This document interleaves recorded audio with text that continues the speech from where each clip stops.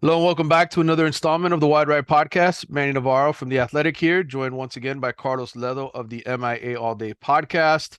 It is Wednesday, December 27th, 2 days after Christmas, as you can tell by my gingerbread man t-shirt, right around 12:30 p.m. We're going to go about 45 minutes in this episode. I got to record another podcast here soon with the Until Saturday crew, little Stars Matter action. Carlos, the last show that we did was right before signing day, and Miami ended up with the number 4 recruiting class in the 247 Sports Composite. Basically, everything I thought would happen on signing day did. Miami flipped Armando Blunt, which I told you was sort of a bad secret. They struck out on Jeremiah Smith. He decided to go to Ohio State anyway and probably forego some more money. But still, top 4 recruiting class.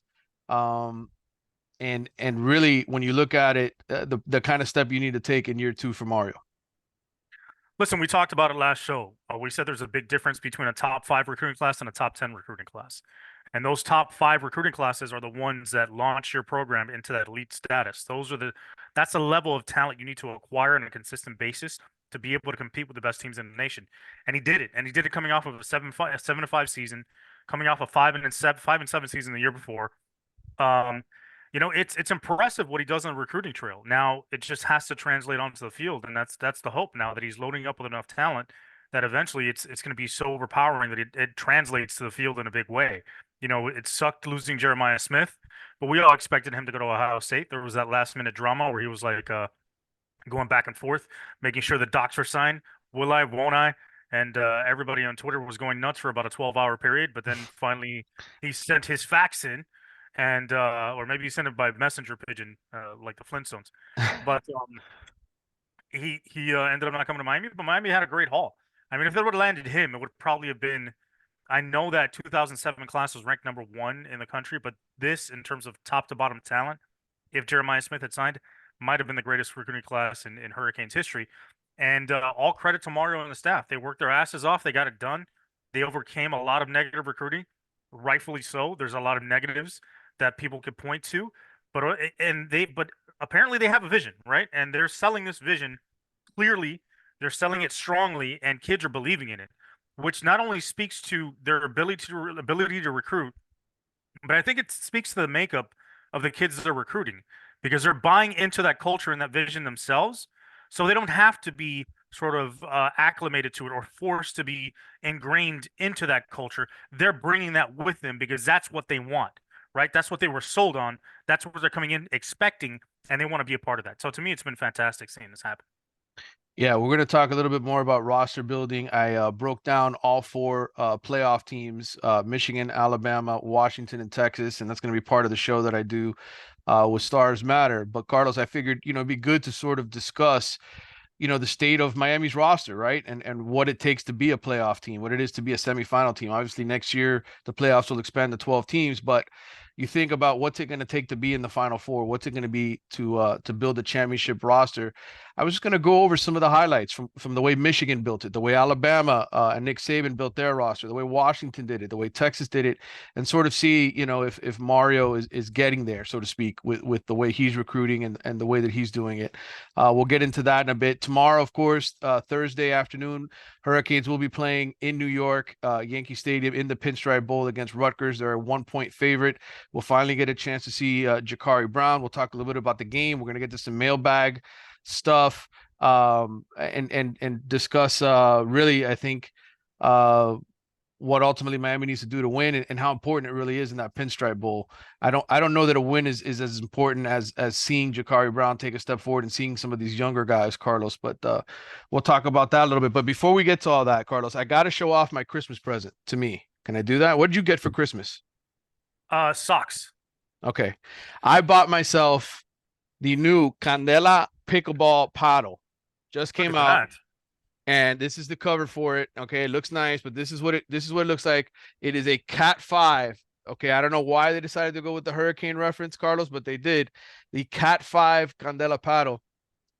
And seeing how as I help promote Candela products and one of their ambassadors, I wanted to get it on the show, wanted to talk about it. I played with it this morning over at Plantation Central Park. Some good games.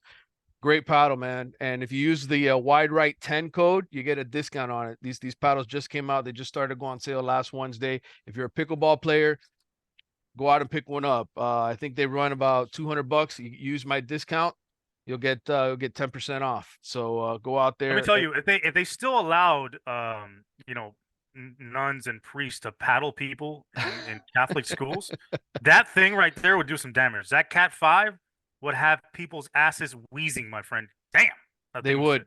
They certainly would. Speaking of using paddles, let's talk about the bowl game for a little bit here.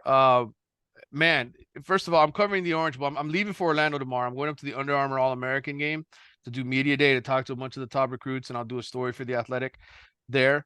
But I'm coming back Saturday to cover the Orange Bowl, and Florida State has lost 20 players have opted out of this game either because of the draft or because of whatever. They're getting to the transfer portal. They're playing Georgia. I know people say I root for FSU, and I'm a huge FSU fan, but good golly, 20 players that just went 13-0 are not playing in that game, Carlos. Are you going to be tuning in to watch the Orange Bowl when that game is played on December 30th, Saturday at 4 p.m.? Do you want me to be honest? I wasn't going to tune in to begin with if everybody played. Like, I had no interest in You're not going to watching tune in to Florida. see Florida State get pounded? No, no. Well, listen, that's always a good thing, seeing Florida State get railed. But no, man, I got other things to do. Like if I don't have to sit in front of a television and watch a team that I can't stand, I won't do it. Even if it means them losing. Like it upsets me because even when they make a positive play, if they score a touchdown, if they happen to win, it's just ulcer inducing, and I don't need that in my life. I'd rather be happy and drunk during the holidays. That's what I want to do. Drink a little coquito, or do you have coquito? I went out and I bought some for Christmas. Listen, bro, my wife Joanna makes the best poquito you ever Really? tasted. Okay. Yeah, What does she use? What is the ingredients there? I can't tell you that. Okay. That is secret. It's so secret she won't tell me. All right. My coquito had a little bit of whiskey, a little bit of bourbon, a little bit of vodka. I mean, this thing is loaded up with all No, no, no. kinds of What you had liquor. was a Long Island iced tea with some cream and sugar, my friend. That ain't no coquito. Coquito's just straight rum. That's the way you do Well, it. you got to And when tell you her to make taste some for it, Navarro's when we come over next time. yeah, no, she's got I've got some in a Yeti cup that I continuously just fill up throughout the day. Hmm. Just a little pour, just a little shot. Boom. Get a little pick me up, little coquito. So by the time, 6, 7 o'clock rolls around, I'm sloshed and I don't even know how it happened.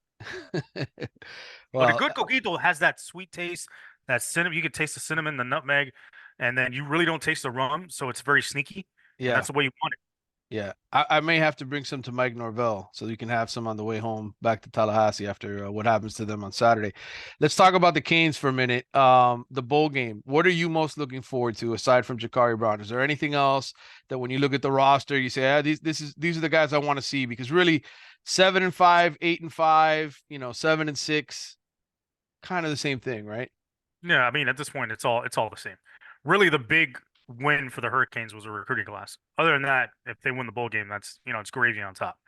To me, what I'd like to see is maybe them get Brashard Smith more involved, see if they can convince him to stay, give him an idea of what his role might be next season if he stays on. Maybe get Ray Joseph involved. Maybe get some of the younger guys on offense involved. Same thing on defense. See some of the younger guys get some run, make some plays in the bowl games. You saw that be a stepping stone for Wesley Basaint. Um, Last season, towards the end of the season, he got some run, was able to parlay that into more playing time in the starting role this year.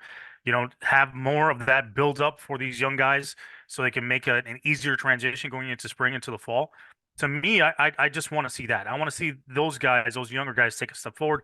You know what you have in the older guys.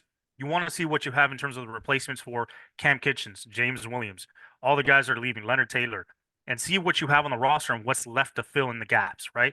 Because you've gone out and you've made one or two portal additions, but now going into the spring and during the spring portal season, you're going to make more. You're going to see what you have. And I think the bowl game is a good indicator of where those holes lie and where you see future potential in what you currently have in the roster and what you have to keep or turn over.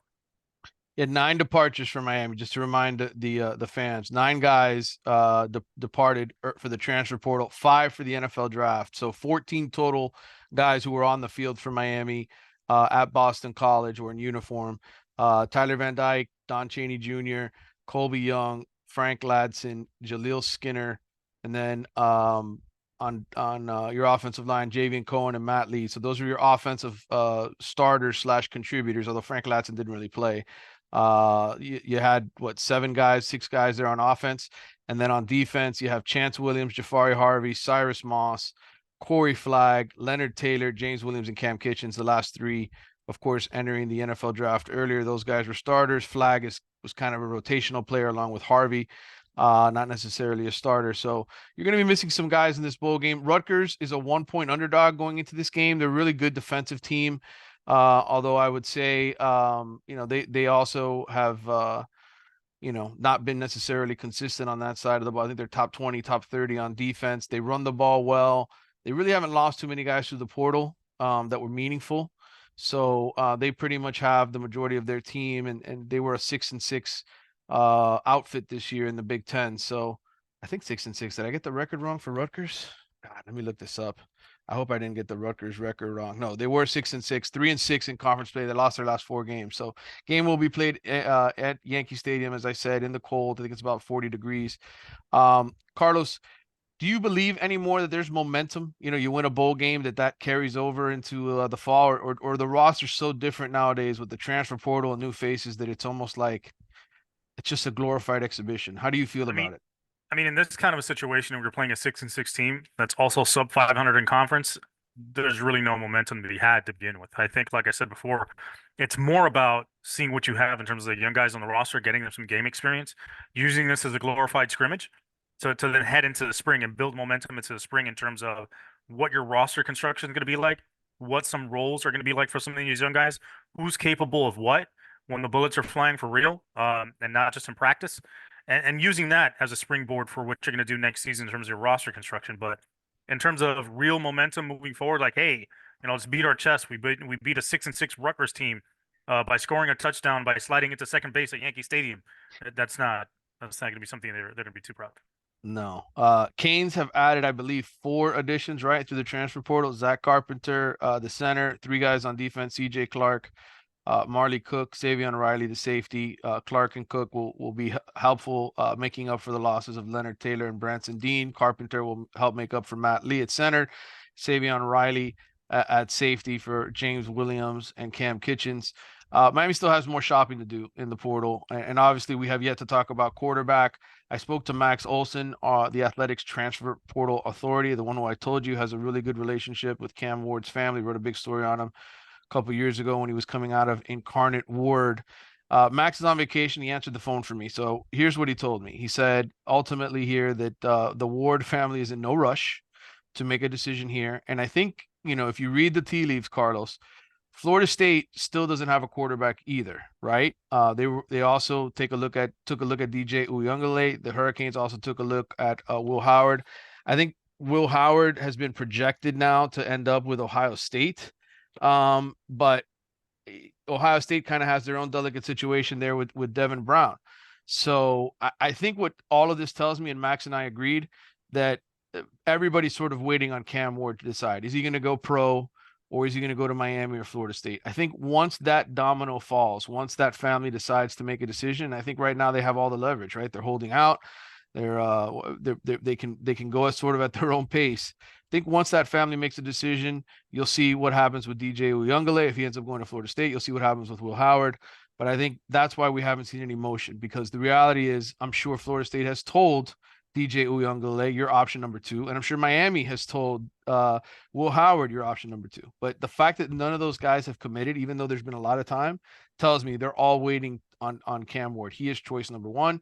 I know there were some rumblings last week from the Miami fan base. Oh, he's going to commit this weekend. They got on Twitter. They started this whole hashtag thing. Oh, get Cam Ward to Miami. Guys, I get it. The coaching staff and everybody wants to generate excitement to get this thing done. It always comes down to dollar figures, Carlos. Yeah, look, and it sucks that he's basically holding Miami the program hostage and trying to ransom them for maybe a couple extra $100,000. Because if he had a true decision to make, if he was really mulling this over, he would have done it by now.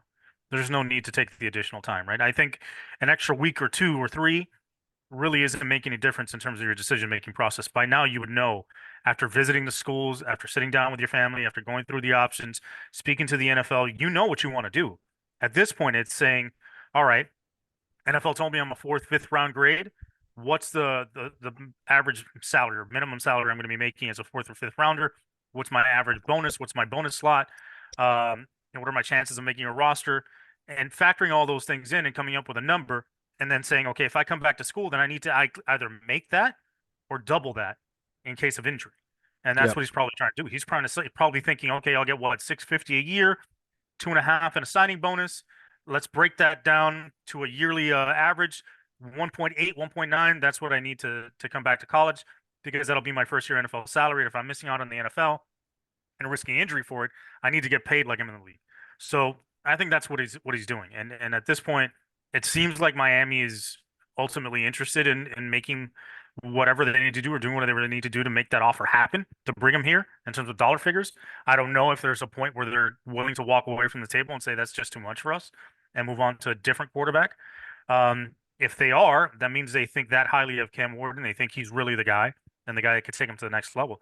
If not, if they feel that there's a comparable option, then they just drop him and move on to somebody else. But since it's gone on this long, to me, it's pretty obvious they feel that's their number one guy. Yeah, and I think Florida State as well. Otherwise, they would have already gotten DJ Uyunglele to come through.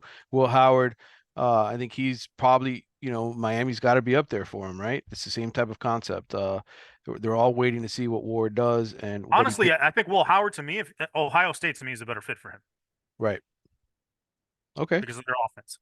hmm Okay. Well, we'll see what ends up happening here. It's a very delicate situation, but I would urge Miami fans ultimately to take a couple deep breaths and not worry about it. Enjoy the holidays. Enjoy your family. Enjoy pickleball if you can go out there and play some pickleball, Carlos, With a Candela Cat 5. with a Candela Cat 5.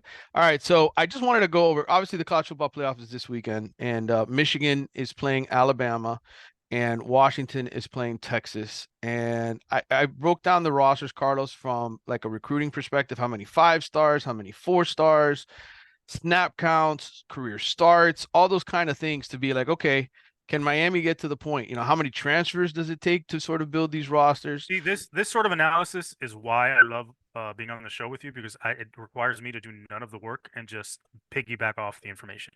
Thank you for that. This is my Christmas gift. You have given me this Christmas gift, and I really appreciate it.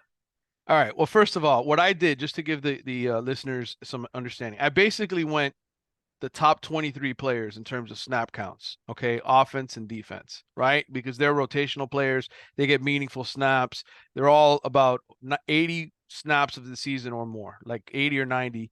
I did it offense and defense. And I basically went back and looked at recruiting rankings, right? Like how many 4 stars, how many 5 stars, what states did they get these kids from? How old are they? Like how many years have they been in college? Michigan is a program, Carlos, that you have said that you think Mario is sort of building, right? Like if he can Yep. build it in the shape of Michigan, this is the third straight year they've made the college football playoff. They've won the Big Ten multiple times. Jim Harbaugh is sort of taking his time. Um, I found this interesting in my breakdown of Michigan. Okay. When you think of Michigan, you think of big, burly offensive linemen, right? Yeah. Do you think they're all homegrown? Probably not. Because of the way that I phrased the question. No, Well, no, because I imagine if you're going to have a top five recruiting class, right, on a consistent basis, you're going to be an elite program. You can't rely on just in-state recruiting. That goes for Florida and Texas and California. You've got to be national. And I think they grow big hog mollies all over the country. Particularly in the Midwest, you can pick guys up from Ohio, pick guys up from Nebraska, Oklahoma, Texas, Florida. But those are the areas you want to pick from. well, what I meant was building their offensive line through the transfer portal or through high school recruiting. When I talk about Mhm. homegrown sort of thing, this team that's going to take the field against Alabama in the Rose Bowl, their left tackle, they plucked him off from Arizona State. Okay, he's a 3-star from the class of 2019, 37 starts, 2,300 snaps. Their starting center, Drake Nugent, they plucked him out of Stanford, okay, in the transfer portal. He's a 3-star kid out of Colorado, 37 starts, 2,300 snaps. Their left guard, homegrown, meaning he was a Michigan recruit, 4-star, number 178 overall, 35 career starts, 2,100 snaps. So from left tackle to center, Carlos, you have over 2,100 snaps, right? That's hard to do. right? Hard to just recruit those guys. Sometimes you got to go into the portal and pluck them. And obviously Mario has proven that here by getting JV and Cohen, Mhm. going out and getting Matt Lee, and now Zach Carpenter. So, sometimes you're going to have to go to the portal to fill gaps. They're starting right guard, Carson Barnhart. He's 28 career starts, 1,900 snaps. So again, another guy who's played a ton of football, and he's homegrown from Michigan, four-star recruit. And their right tackle, Trente Jones, four-star recruit, number 108, out of Georgia, 12 career starts. They did lose one of their best offensive linemen, Zach Zenter. But the point is, um, building elite offensive linemen, sometimes you get them 3 stars, sometimes you get them 5 stars, sometimes you get them, through recruiting, sometimes you get them through the portal.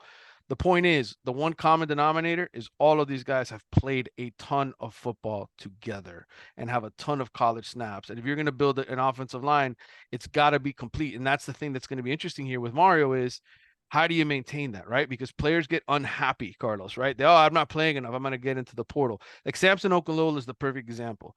Who's a 5-star recruit, super talented. Is he going to be okay if he's not in the starting lineup next season? His brother's at Colorado. Is he going to get lured to go play with his brother in Colorado, which obviously needs offensive linemen? So when you're building a championship team, again, this is a small window, but it's a look at Michigan and their offensive line, right? That's their strength. That's what Mario basically is building here at Miami. The offensive line is a strength. It's not easy to build it.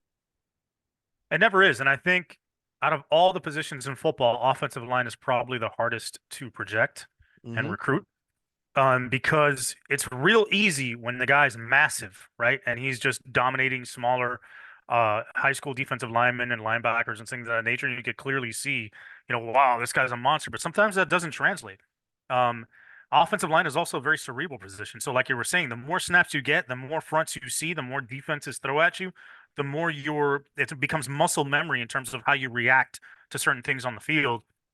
And aside from quarterback, that's the position that uses their brain the most. They need to really focus on what defenses are doing up front in terms of their alignment, their movement, their blitzes, where things are coming from in terms of the angles, and work together as a unit to sort of sort that stuff out and figure out who has what to protect the quarterback and to create gaps for the running backs.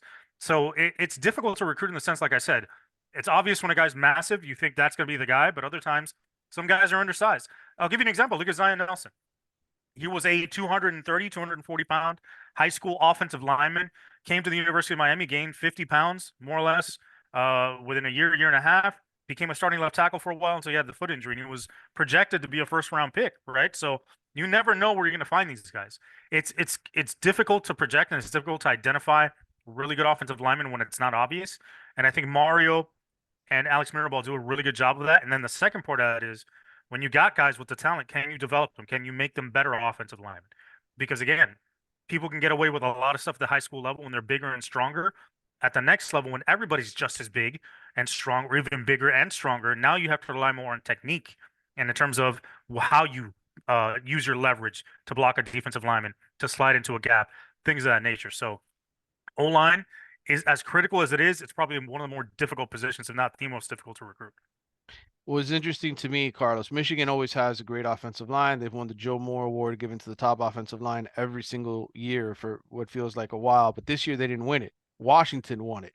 And Washington, you think of Washington, Carlos, you think of Michael Penix, you think Mhm. of Rome Udunze, the wide receiver, you think of all these big play guys. So I looked at the Washington offense, okay, and this is really interesting. Um, Michael Penix transfer, Dylan Johnson, the running back, transfer. Rome Odunze was recruited by Washington out of high school. He was a 4-star kid out of Nevada. Their next two receivers, Jalen Polk, Jeremy Bernard. Those are guys that came out of the transfer portal. Giles Jackson, another receiver, the top 5 receiver for him, all out of the transfer portal. The offensive line, all homegrown starters, all Washington high school recruits. Their left tackle, Troy Fatanu, 29 career starts, 2,000 snaps, 4-star guy. Their left guard is a 4-star guy. Their center is a 3-star guy, and their right guard is a 4-star, and their right tackle is a 4-star. But when you look at career snaps and workloads, the only guys who are over 1,800 snaps are the left tackle and right tackle, and yet they win the Joe Moore Award this year for having, I think, the 4th ranked passing offense and the 6th ranked rushing offense. Homegrown works as well, and they don't all have to be 5 stars. Right. And I think you see the mix of homegrown with transfer portal guys. I Hmm. think we can go out and get someone who's an obvious upgrade, and who can be an impact player like a Michael Penix. Hmm. Um, you go out and get them and you add to your roster. Now, the trouble becomes when you do something like Florida State and you build almost your entire starting 22 on transfer portal guys. Hmm. And then what you're doing is not only shortchanging the guys that have been on the roster for a while, you're sort of telling the recruits that you're bringing on board that, hey, we're not going to prioritize you. We're going to go out there and we're going to get these other guys to fill your spots for you. And if you develop, you develop. If not, we'll just find other guys off the street to bring in and replace you. It doesn't send a good message, and it's really short term, wins, short term gratification, and sacrificing the long term vision of the program and the foundation, which is the difference between what Mario is doing and what Mike Norvell has done. Mario's building a foundation through recruiting and plugging in transfer portal guys where he needs to, not necessarily where he wants to. And he's filling those gaps until those guys that he's recruiting get to the level where he can count on them on a consistent basis. And he has enough depth of talent on the roster where he can just say, okay, this is all we're going with, and maybe have one or two portal guys a year. Texas is interesting. They built an interesting roster. Quinn Ewers is a homegrown Texas guy. He went to Ohio State for 1 year, but basically came back via the portal. So in that Like game, let's talk about Quinn Ewers for a second, right? go ahead. That dude had a mullet since he was in fourth grade. Okay? That dude he's been chewing skull since he was like in fifth grade. And my man decides to go to Ohio State. Bro, there is nobody built for Texas. And More than there's him. never been a player built for Texas like Quinn Ewers. Come on. Yes, yes. Well, what I was going to add here, Carlos, about Texas is Sark basically built this roster without much in the way of transfer portal. You look at the guys, the key rotation guys, offense and defense, both of them. These are the only transfers for them. Quinn Ewers, okay, A.D. Mitchell, who they got out of Georgia. That's their top receiver. He's 27 career starts. He's a 4-star guy. They got him from Georgia. And then on defense, their top 2 cornerbacks, Ryan Watts, Gavin Holmes. Watts 4-star guy, Holmes is a 3-star guy.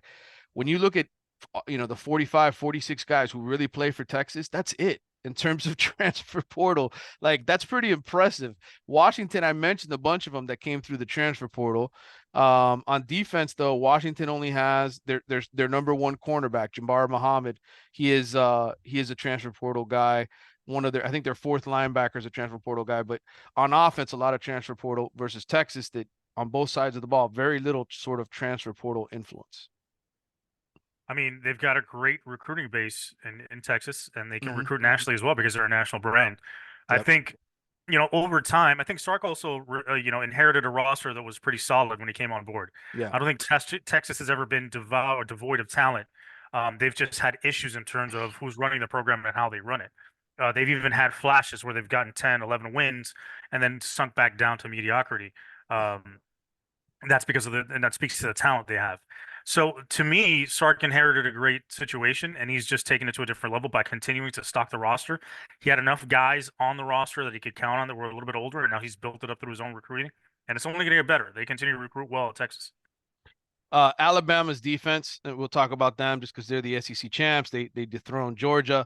Uh, they only really got 3 transfers in terms of guys that are sort of rotational players on that defense. 2 of them are starters: Tresman Marshall, their middle linebacker, and then their free safety Jalen Key. They got Jalen Key out of UAB.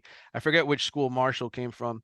He's their middle linebacker, and then on offense, Alabama's number 1 wide receiver, Jermaine Burton. They got him from Georgia, and then their tight end, CJ Dupre, he's from Maryland. But again, very similar Saban sort of approach, right? To Sark, and Sark was on that staff along with Mario. In the end, both of those guys, I think, prefer their own homegrown guys versus big transfer portal sort of transfusions. Well, like we said, I think it's for a couple reasons. Number one, I think Nick Saban trusts his evaluations of players more than he trusts other coaches' evaluations of players. So Yeah. he has which is basically what Mario's taken, right? He's taken that blueprint of how Saban evaluates guys and his recruiting process and tried to transition that into Miami and add some of his own flavor to it. But Saban believes in the way he looks at guys and how he rates people and how he builds out his board. So it's very difficult for him to turn around and say, okay, well, I made a mistake. Let me go out and get somebody else. It's very rare when he does that. When he does go out there and go in the portal, he's not landing role players. He's not landing guys that are don't seem to be very talented. He's landing people that have been successful at other programs and say they'd be a fit. And for Yeah. him, it's not just a talent; it's also a cultural fit because he's a tyrant, and he needs to make sure these guys can deal with it. He's got I'm counting this here. One, two, three, four 5-star guys on his defense that are starters. Caleb Downs, the freshman All-American safety. Kool-Aid McKinstry, the top cornerback, probably might be the top cornerback taken in the draft. Chris Braswell, who plays the jack for him, an edge rusher. Dallas Turner, who they plucked top 10 recruit in 2021 here out of St. Thomas Aquinas, another pass rusher. He's got a couple of 5 stars that are part of the rotation, that are backups. I mean, you look at the defense, I mean, there are a bunch of top 100 recruits on that side of the ball. If you're Mario Cristobal, that's what you aspire to do. You want to have an Alabama type defense because even when they're not getting great quarterback play, Carlos, right? When Jalen Milroe was figuring things out and everybody's like, oh, this is the year Alabama's going down. They're going to lose 3, 4 games. They're going to be done. Why did they continue to win? Well, because Nick Saban continued to recruit elite players on defense, and they just brought those guys up. And if you look at the numbers of career starts on this team and career snaps, outside of the secondary for Alabama, there's a lot of young guys playing for him. I mean, you got Dallas Turner, who's an edge rusher. He's got 25 career starts, but most of these other dudes, 15 career starts or less. So kudos to Nick Saban and just the kind of machine that he's built there in Tuscaloosa. And eventually, I think that's where Mario wants to get. If you think back to the greatest Hurricane teams of all time, the national champions, or those that nearly won a national championship, Miami was better on defense than offense. They were always better on defense. Yes, Miami had great offenses, but the one thing that really was a characteristic that Miami was built around was dominant defenses that were athletic and physical. You think back to even 2001, it was the defense that saved the season against Boston College. It was the defense that made big plays against Florida State to win that game, to get that game out of reach. You have explosive players on offense, and it's sexy, but if it wasn't for the defenses, I don't think Gino Torretta is winning a national championship in '91. I don't think you're winning it in '89. Certainly not in '83 when you had the 2-point conversion play and shut down probably the best offense in college football that year in Nebraska. So that's how teams are built. They're built from the inside out, and they're built primarily on defense. Because, when it comes to basketball, you're going to have off shooting nights, right? You're going to have days that your offense can't move the football. You need a defense to shut the other team down, or at the very least, get you more possessions to give you the opportunity to score at some. Yeah. Let's get into some mailbag questions and wrap this puppy up, Carlos. We got a bunch of questions here. This one's from Omar345, OTMar345 on Twitter. Is finishing the season with 8 wins and a bowl game victory considered successful for Mario's year 2? I think the judgment on Mario's year 2 ended at the end of the regular season. I think whether or not he wins this bowl game, to me, doesn't make a difference in terms of the evaluation of the season. I think it was better than last year, clearly by the record. It could have been better if not for It's a we're not going to boneheaded mention coaching decisions. not going to mention the knee incident again. Knee incident. Anyway, so yeah, I think the evaluation is done. I think it was successful. I think the recruiting class puts a prettier bow on it and it makes you feel better going into the offseason. Now it's got to translate into more wins during the regular season and stop losing your own games because you refuse to go on bend D like boys to men. I agree, Carlos, and I'll say this: top 50 offense, top 50 defense in a lot of categories. So you improved substantially, I think, from a philosophy standpoint. You've upgraded the roster. It's no longer, I think, tainted with problematic type guys. I think the issue for Mario is he needs to get a quarterback that is going to be effective and help them win games and not help them lose games. And that's the difference here from going from 8, potentially 8 wins to 10 to 11 wins. And I don't know if that guy's on the roster yet. I don't know. We'll see. This is from David Hernandez, D Hernan _ on Twitter. What player are you excited to see in the bowl game that hasn't played much this year? For me, it's McCoy and Jay Wayne. Ray Joseph, I'd like to see get some more run. I want to see how explosive the kid is. He really didn't get any opportunities to be explosive during the regular season. Let's see him get the ball in open space and see what he can do. Let's see if he's really everything he's been hyped up to be. And I think after a year being with the program or a full season, now he's a college player. He's no longer considered a high school kid jumping into college. So let's see what he can do. Yeah, I agree. I want to see Ahmad Moten, the D tackle. Miami went out and signed a bunch of D linemen. Moten's a guy who I think had an interception, right, in the Boston College game. He's going to get Yeah. a lot of run in this game because Leonard Taylor is out. I always look at D tackles. You know, what do you have there? What kind of depth do you have at that position? I want to see that. I think I agree with you on the receiver front. I'm interested to see if we finally get to watch Trevante Citizen carry the ball a few times. I saw he was featured in a couple photos, and then obviously Jakari Brown. You know, is there a quarterback in there? Is there a guy who can lead your program? You know, is there a need to you know, absolutely go out and get a transfer portal quarterback, or has Jakari Brown secretly been busting his ass behind the scenes, and we're going to see some amazing quarterback play? Those are all guys that I want to see, and I want to see more out of Damari Brown, the young cornerback. I think he's going to be their number one corner next year. You saw it towards the end of the season. I want to see what they got at safety. You know, does Markeith Williams and Jaden Harris, how do they play? You know, do they just stick Jaden Davis back there and let the older guys? That's what they're going to do. They said they were going to put Jaden Davis back there. I think to Corey Couch as well, to play safety and you know, let Porter and Damari Brown. But I want to see, you know, what kind of run do the other young safeties get? Those are all interesting positions for me. Um, Go ahead, Carlos. You want to say something? Conspiracy 34. So, what if the reason why they haven't signed Cam Ward yet is really the Hurricanes and wanting to see Jakari Brown in this bowl game to see if what he's been doing in practice translates onto the field. That is a Hurricanes Twitter conspiracy theory. I don't subscribe to it, but there you go.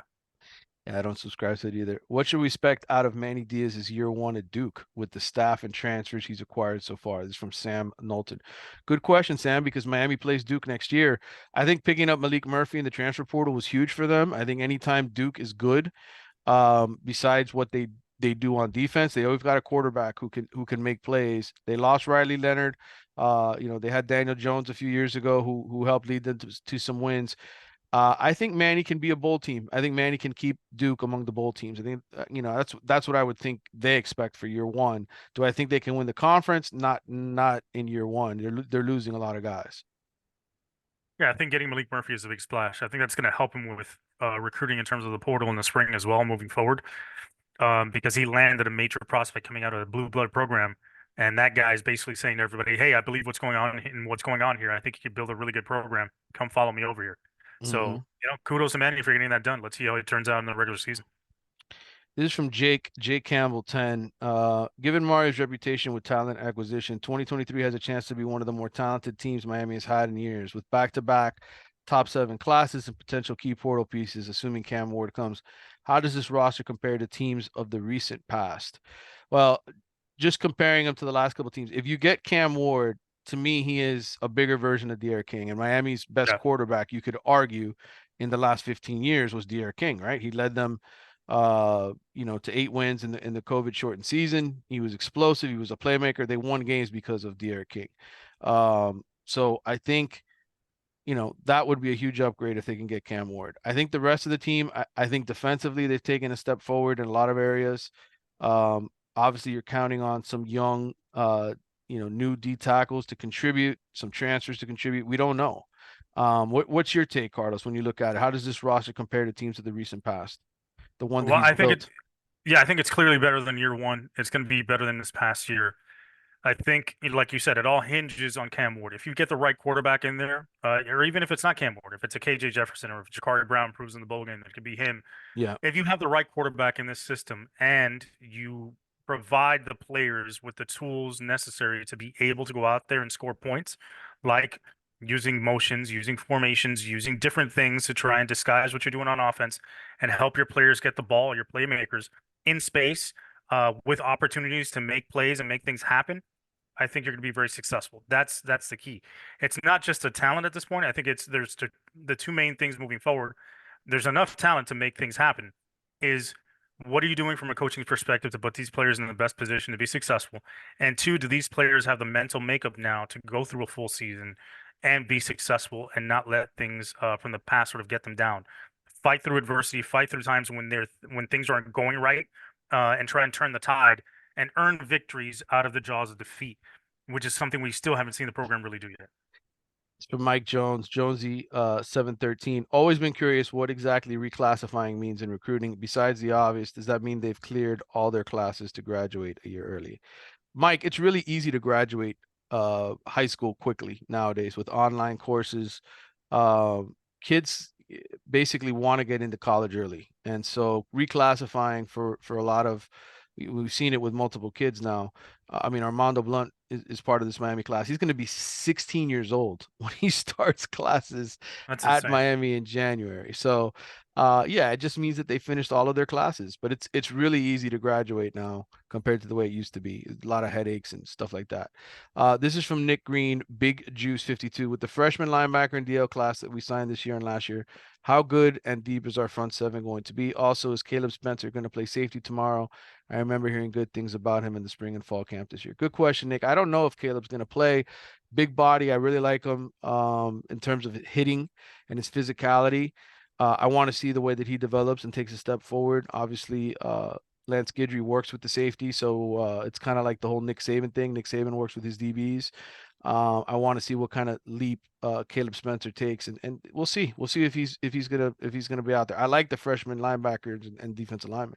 They're just bigger bodies. They're so much bigger physically than they have been. Yeah, and it's impressive to see. Man, I can't imagine being 16 years old, being your freshman, being a freshman in college, That stuck and being with a you, huh? massive, yeah, and being a massive human being like that. Look, it speaks to your point. You're saying these guys are getting bigger and stronger as they come Yeah, in, yeah. He's and six it. four, 250, by the way, Armando Blunt. Jeez, my God, that's a lot. That's a lot of man at 16. Jesus, how do you teach that in class? Like if he's being disruptive, like hey Armando, be quiet. What? Throws me out the window. All right, this is from George DTA. Did Raul violate the terms of his probation by making the trip to New York City? No, he cannot leave the Dade County area due to his ankle restraint. So no. However, Raul will be watching the game, and I'm pretty sure he's gonna be drinking coquito himself because he likes that as a holiday treat. So yeah, don't worry about it. Raul's plugged in as always. Still doing some things that are skirting the legality of societal law, but other than that, he's good. Nick Strong, KY Kane 23 says, no question this week. Just wanted to say, love the show. And KY stands for Kentucky, since Carlos always referred to it as the jelly. Go Canes from Louisville, Kentucky.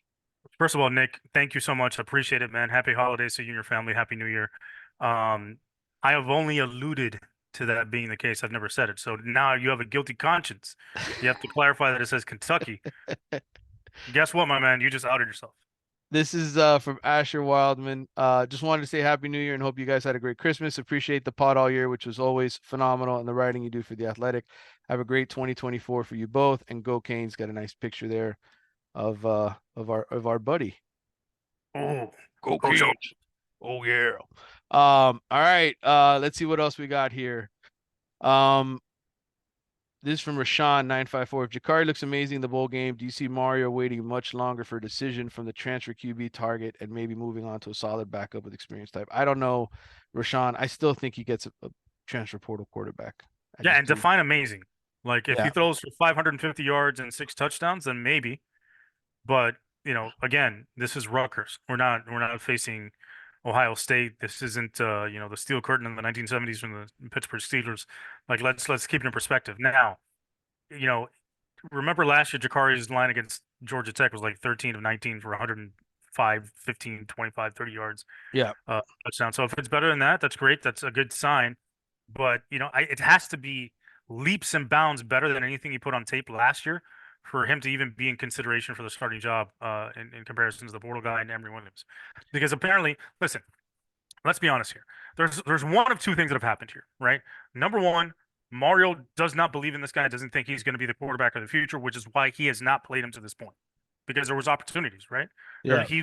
there was opportunities to plug him in and say, let's feature this guy, let's get packages in, let's keep him happy because we don't want him hitting the transfer portal. This is our guy, or we at least want him to compete for the job next year.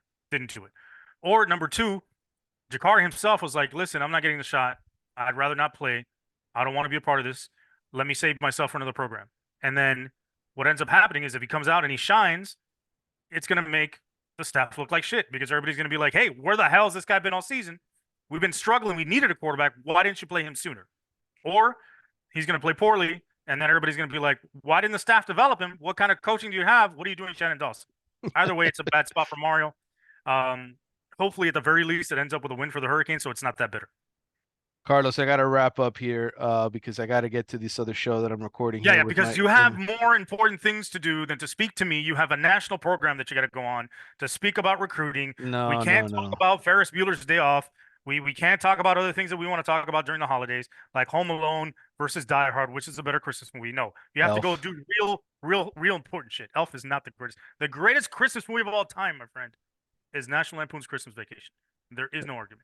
All right. All right. We can have an argument off air about this. Last comment from Tyler Overly. Can you DM me your shipping address so I can send you a Miami hat you can play pickleball in?